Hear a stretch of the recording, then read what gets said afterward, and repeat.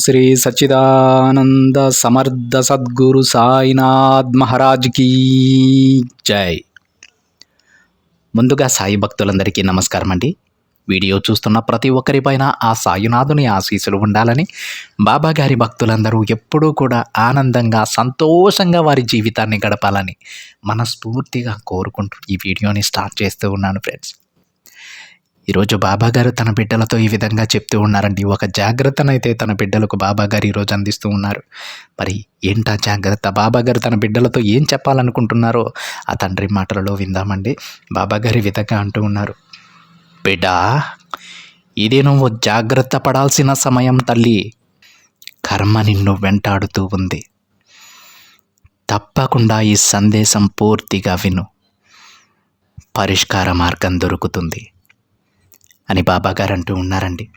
ఈరోజు బాబాగారు తన బిడ్డలకు ఒక జాగ్రత్త చెబుతున్నారని మనం ముందుగానే అనుకున్నాం. తన బిడ్డలను కర్మ వెంటాడుతూ ఉంది అని బాబాగారు అంటూ ఉన్నారు. అదేవిధంగా ఈ సందేశంలో దానికి పరిష్కార మార్గాన్ని బాబాగారు తన బిడ్డలకు చెప్పబోతూ ఉన్నారు. ప్రతి ఒక్క బిడ్డ కూడా బాబాగారు ఏం చెప్పారో ఆ విధంగా నడుచుకుని ఆ కర్మ నుంచి తప్పించుకోవాలని, ప్రతి ఒక్కరి జీవితం చాలా సంతోషంగా ఆనందంగా ఎలాంటి ఇబ్బందులు కానీ కష్టాలు కానీ లేకుండా జీవించాలని మనస్ఫూర్తిగా కోరుకుంటూ ఉన్నానండి. మరి ఈరోజు బాబా గారు తన బిడ్డలకు చెప్పినట్టు ఈ కర్మ నుంచి తప్పించుకునేటువంటి ఒక మార్గాన్ని చెబుతానన్నారు. ఆ పరిష్కార మార్గం ఏమిటో స్వయంగా ఆ తండ్రి మాటలలోనే విందామండి. బాబా గారు ఈ విధంగా చెప్తూ ఉన్నారు, బిడ్డ, నీకు చాలాసార్లు చెప్పాను కదమ్మా, కర్మ అనేది తిరిగి తిరిగి నిన్ను వెతుక్కుంటూ వస్తుంది అని. అది ఏదైనా సరే, నువ్వు మంచి చేస్తే మంచే, చెడు చేస్తే చెడే. నీకొక విషయం చెబుతాను, జాగ్రత్తగా గుర్తుపెట్టుకో తల్లి. కర్మ అనేది మనిషిని విడిచి ఎక్కడికి వెళ్ళదు తల్లి. నువ్వు చేసే మంచి పనులకు కర్మ ఉంటుంది, చెడ్డ పనులకు కూడా కర్మ ఉంటుంది. నువ్వు ఏదైతే ఇతరులకు ఇస్తావో అదే తిరిగి నీ వద్దకు వస్తుంది. ఈ విషయాన్ని నీకు చాలాసార్లు నేను చెప్పానమ్మా. నువ్వు చేసినవన్నీ కూడా నీకు తిరిగి వచ్చేస్తాయి బిడ్డ. ఇతరులకు నువ్వు ఏదైతే ఇస్తావో అదే, కేవలం అదే నీకు వస్తుందమ్మా. మంచైనా చెడైనా, బాధైనా సుఖమైనా, అది ద్వేషమైనా సరే, డబ్బైనా సరే, పగ ప్రతీకారాలైనా సరే, ఇలా ఏదైనా సరే, తిరిగి తిరిగి ఎవరు ఏది ఇచ్చారో వారి దగ్గరకు రెట్టింపై వస్తుంది. చాలా వేగంగా వస్తాయి బిడ్డ. నువ్వు ఎప్పుడైనా ఇతరుల నాశనం అవ్వాలని కోరుకున్నావా?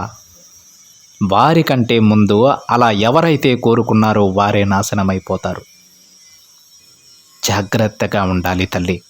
పొరపాటున కూడా పక్కవారి నష్టాన్ని కానీ కష్టాన్ని కానీ మనం తలచకూడదు. వీలైతే సాయం అందించాలి బిడ్డ. నీకు చేతనైనంత సహాయం చేయాలి. సాయం చేయకపోయినా పర్వాలేదు, కానీ వారి చెడు మాత్రం కోరుకోకూడదు. అర్థమవుతుందా తల్లి?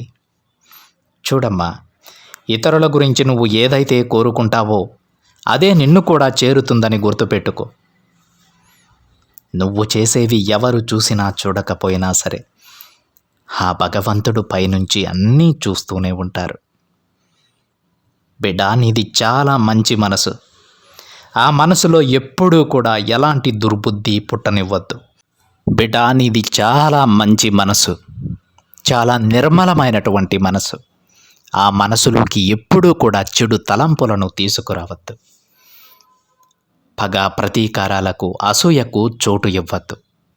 ఇప్పటి వరకు నువ్వు ఎలా అయితే మంచిగా ఉన్నావో, ఎలా అయితే నిర్మలమైన మనసుని కలిగి ఉన్నావో, ఎలా అయితే పక్కవారి మంచి గురించి ఆలోచిస్తున్నావో అది అలానే కొనసాగించు. నీ కళ్ళకు చెడ్డవారు సంతోషంగా ఉన్నట్టు కనిపించొచ్చు తల్లి. అలా అని భ్రమపడి నువ్వు చెడు చేయవద్దు, చెడు తలపెట్టవద్దు. ఎందుకంటే తప్పకుండా ఆ చెడు నీ దగ్గరకు వస్తుందమ్మా. అది తిరిగి తిరిగి రెట్టింపై నిన్ను చేరుతుంది తల్లి. బిడ్డ, ఇప్పటి వరకు నువ్వు ఎన్నో మంచి పనులు చేశావమ్మా. ఎన్నో మంచి కర్మలను ఆచరించావు, దాన ధర్మాలు చేసావు, పక్కవారి మంచి గురించే ఆలోచించావు. అలాంటి నీకు ఒక అద్భుతమైన భవిష్యత్తు నేను రాసి ఉంచాను. గొప్ప జీవితం నీకు త్వరలోనే అందబోతోంది. ఇలాంటి సమయంలో పొరపాటున కూడా తప్పు జరగనివ్వద్దు. నీ చేతులారా నీ జీవితాన్ని కష్టాల కొలిమిలోకి నెట్టివేయవద్దు తల్లి. ఈ విషయం చెప్పడానికే, నా బిడ్డను హెచ్చరించుకోవడానికే నేను వచ్చానమ్మా. ఈ మాటలు నీకు కొంచెం కష్టంగానే అనిపించొచ్చు తల్లి, కానీ నీ బాబా చెప్పేది అక్షర సత్యం. పొరపాటున కూడా చెడు తలపెట్టవద్దు. చెడ్డవారు మంచిగా ఉన్నట్టు నటిస్తారు తల్లి, సంతోషంగా ఉన్నట్టు నీకు కనిపిస్తారు. అది నీ భ్రమ మాత్రమే. వాళ్ళు లోపల కృంగిపోతూ ఉంటారు, అనారోగ్య సమస్యలతో పీడింపబడుతూ ఉంటారు. చిట్ట చివరికి వారు చేసిన తప్పులకు ప్రాయశ్చిత్తం లేక కుంగి కృషించిపోతారు. అలాంటి జీవితం నీకొద్దు. ఇప్పటి వరకు ఎంత కరుణతో ఉన్నావో, ఎంత మంచి మనసుతో ఉన్నావో అలానే ఉండు. బిడ్డ, నువ్వు ఎప్పుడైనా సరే ఒక విషయం గురించి ఆలోచించావా? నువ్వు కష్టపడుతున్నావు తల్లి, నేను కాదనట్లేదు. కానీ ఎంత కష్టంలో అయినా సరే దాన్ని దాటి ముందుకు వెళ్ళే మార్గం నీ బాబా ప్రతిరోజు నీకు చూపిస్తూనే ఉన్నారు. ఆ సమయానికి తప్పకుండా ఆ కష్టం నుంచి నువ్వు బయటపడుతూనే ఉన్నావు. ఆలోచించు. ఎన్నిసార్లు నేను నిన్ను ఆ ప్రమాదం నుంచి కాపాడాను, ఎన్ని కష్టాల నుంచి గట్టెక్కించాను. ఇదంతా కేవలం నీ మంచి మనసు వల్లే సాధ్యమైంది. నా బిడ్డను కాపాడుకోవడానికి నేను ఎంత దూరమైనా వస్తానమ్మా. ఆ మంచి మనసును కోల్పోవద్దని చెబుతూ ఉన్నాను. ఇది ఎందుకు చెబుతున్నానో తెలుసా? గత కొద్ది రోజులుగా నీ ఆలోచనలు సరిగా లేవు తల్లి. నువ్వు పడుతున్న కష్టాలు ఎక్కువ కావడం ద్వారా చెడ్డదారిలోకి మళ్ళాలని ఆలోచిస్తూ ఉన్నావు. ఏదో మూలన ఒక ఆలోచన, పొరపాటున నువ్వు వ్యతిరేకమైన నిర్ణయాలు తీసుకుంటావేమోననే ఇంత ముందుగా నిన్ను హెచ్చరిస్తూ ఉన్నాను తల్లి. జాగ్రత్తగా ఉండు. ఇప్పటి వరకు నువ్వు ఎంత మంచిగా ఉన్నావో అలానే నడు. నీకు ఎప్పుడు ఏ లోటు రాకుండా నేను చూసుకుంటాను. బిడ్డ, ఒక్కసారి నీ బాబా చెప్పినట్టు ఆలోచించు. ఇన్ని రోజులు ఎన్నో కష్టాలను నువ్వు చూసావు, ఎన్నో బాధలను ఎదుర్కొన్నావు. కానీ ప్రతి ఒక్క కష్టాన్నించి నీ బాబా నిన్ను గట్టెక్కించారు. తల్లి, నువ్వు అప్పులలో ఉండవచ్చు, నీ చేతిలో డబ్బు లేకపోవచ్చు, కానీ నీ కుటుంబం లోటు లేకుండా గడుపుతూ ఉంది. అదంతా ఎవరి ఆశీర్వాదమో ఆలోచించు. ఏ తండ్రి దయ వల్ల నువ్వు ఇలా గడుపుతూ ఉన్నావో ఆలోచించు. కానీ నువ్వు చూస్తున్నావే, ఆ చెడ్డవారు అలా కాదు. పక్కవారి చెడుని ఎంచేవాళ్ళు అలా కాదు. వాళ్ళు బయటకు నవ్వుతూ కనిపించవచ్చు, ఆడంబరంగా నీకు కనిపించవచ్చు, కానీ వాళ్ళు మనసు లోతుల్లో కృంగిపోతున్నారు తల్లి. బయటకి చెప్పలేనంత బాధను వాళ్ళు అనుభవిస్తూ ఉన్నారు. అది అలానే కొనసాగుతూనే ఉంటుంది. వాళ్ళ పాపానికి ప్రాయశ్చిత్తం లేదు. ఇప్పుడే కాదు బిడ్డ, వాళ్ళ జీవితం ఇంకా నరకప్రాయం కానుంది బిడ్డ. ఎందుకంటే వాళ్ళు చేసిన తప్పులు అలాంటివి. ఉదయం లేచినప్పటి నుండి పరాయి వాళ్ళ పతనం కోరుకునేవారు వారు. వారు ఎప్పుడూ కూడా సంతోషంగా ఉండలేరమ్మా. నీ కళ్ళకు కనిపించేది కేవలం భ్రమ మాత్రమే. నువ్వు మాత్రం పొరపాటు చేయవద్దు. అలాంటి వారిని చూసి ఆ దారిలో నడవాలని కనీసం ఆలోచన కూడా నువ్వు చేయవద్దు తల్లి. నువ్వు ఎప్పటి వరకు మంచిగా ఉంటావో, ఎప్పటి వరకు ఈ తండ్రి చూపిన దారిలో నడుస్తావో, అప్పటి వరకు, చివరి క్షణం వరకు కూడా ఈ తండ్రి అండ నీకు ఉంటుంది. నన్ను దాటి ఎవ్వరూ కూడా నిన్ను చేరలేరు, నీకు కీడు చెయ్యలేరు, నీకు చెడు తల పెట్టలేరు తల్లి. ఇదంతా కూడా నా గొప్పతనం కాదమ్మా, నీ గొప్పతనం, నా బిడ్డ గొప్పతనం. నువ్వు అంత మంచిగా ఉండటం వల్లే, అన్నీ మంచి ఆలోచనలే చేయడం వల్లే, దాన ధర్మాలు ఆచరించడం వల్లే, నేను చూపిన మార్గంలో ఎంత కష్టమైనా నడవడం వల్లే నేను నీకు తోడుగా ఉన్నాను. అలాంటి మార్గాన్ని ఎప్పుడూ వదులుకోవద్దు తల్లి. అర్థమవుతుందా బిడ్డ? మనుషులు చేసే పనులు ఎవరు చూసినా చూడకపోయినా భగవంతుడు పైనుంచి అన్నీ గమనిస్తూనే ఉంటారు తల్లి. కర్మ అనేది ఒక చీకటి గుహలో అరిచే అరుపు లాంటిది. 4 వైపులా మూసి ఉన్న గదిలో అరిచే అరుపు లాంటిది బిడ్డ. తరువాత దాని నుంచి వచ్చే శబ్దం నువ్వు అస్సలు తట్టుకోలేవు.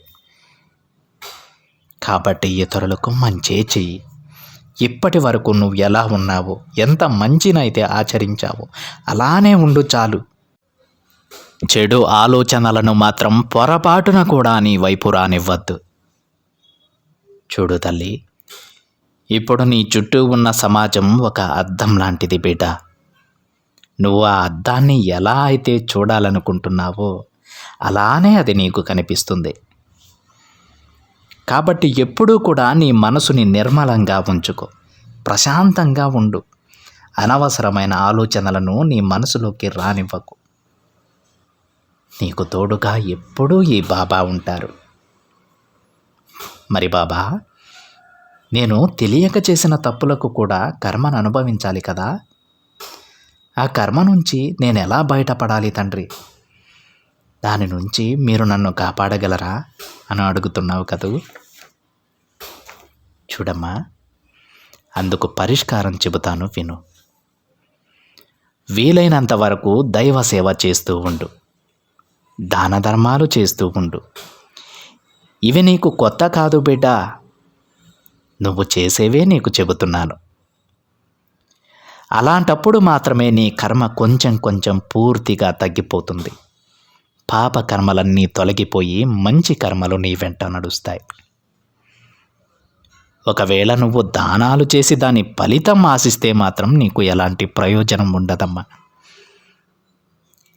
ఇతరుల మంచి కోరి ఏదైనా చెయ్యి, నీ స్వార్థం కోసం మాత్రం కాదు. అప్పుడే అంతా నీకు మంచిగా మారుతుంది తల్లి. నీ బాబా ఏం చెప్తున్నారో నీకు అర్థమవుతుంది కదా. ఆఖరిగా ఒక్క విషయం చెబుతాను విను బిడ్డ. ఇప్పుడు నువ్వు నటించే మనుషుల మధ్య జీవిస్తూ ఉన్నావు. ఎంత నటనో తెలుసా?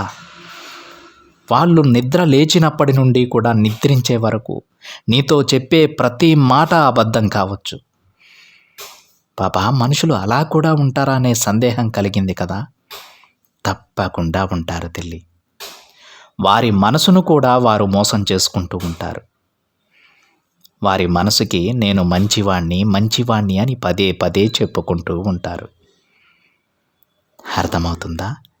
వీలైనంత వరకు ఎవరు ఎన్ని మాట్లాడినా సరే నువ్వు మాత్రం మౌనంగా ఉండు.